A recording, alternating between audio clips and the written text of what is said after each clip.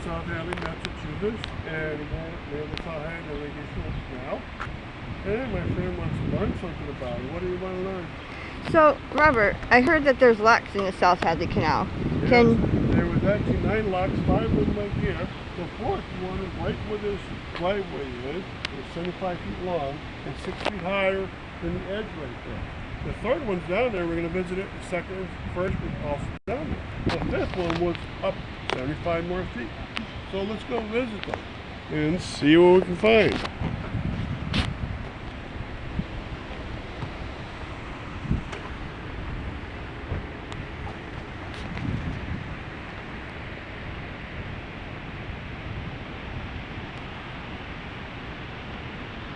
Alright, so we went through that gateway by the South Hadley Public Library parking lot, and then we go to the left. There's a cinder path, and you can see a stairwell here.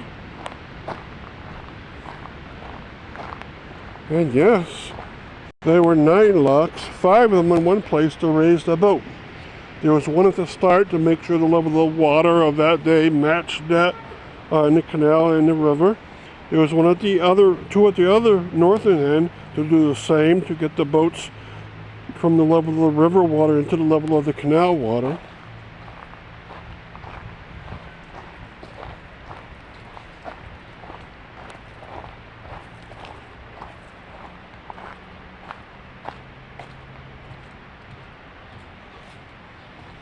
Okay, so lock 1 would have been right down there. It would have been where there's an edge to the rock at the very side there, and the canal water would have been in the middle, 16 feet wide, and there would have been rock formations on both sides with a mitered gate of wood. And that would have been right at the start of that and right at the end of the first lock, because you had to let the boat in, and then you have to pump water in from the Connecticut River with a mechanical pump and raise the water up 6 feet. All right, and both mitered doors are closed. Now, when it's ready, the level of water of number 1 matches the level of water in lock 2. And the boat can proceed 75 feet upwards to the north, get into lock number 2, and that starts where the edge of the rock starts, right there. I hope you can see it. And it's also down here a bit. And then it followed all the way up here.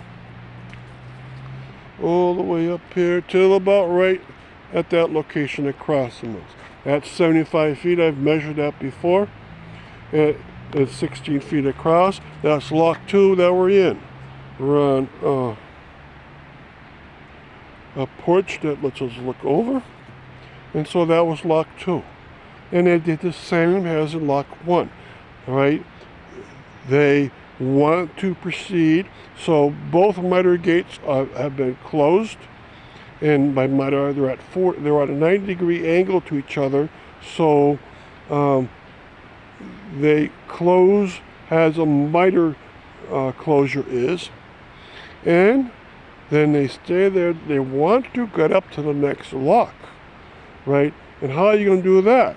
Well, the next lock is 6 feet higher in water, so you have to pump more water mechanically into this lock number 2. And once you're done, the water's at the same level. The very big freight boat with 50 tons of material on it, still able to float very well, will float from lock 2 to lock 3. And where is lock 3? It's visible here. What you're seeing in the distance there are the rock formations that were used to keep lock 3 in position. There would have been a mitered gate on its very edge. All right, both edges, and the lock would have been 75 feet long. That was lock 3. But you want to go to lock 4, which is 4 feet higher in the water, same thing. Mechanically pumping water, and you raise it and raise it from up to lock 4, then to lock 5. All of that would have been done in 1 hour. All right. The trip through the Hadley Canal was another 2 hours because they'd only go a speed of about a mile per hour guided.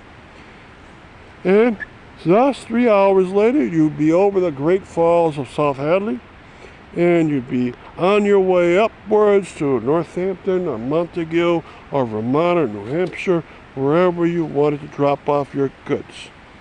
All right, so this is a wonderful system. So parts of it are still visible. There's a wall right here still visible, so you can see parts of this great system still in play.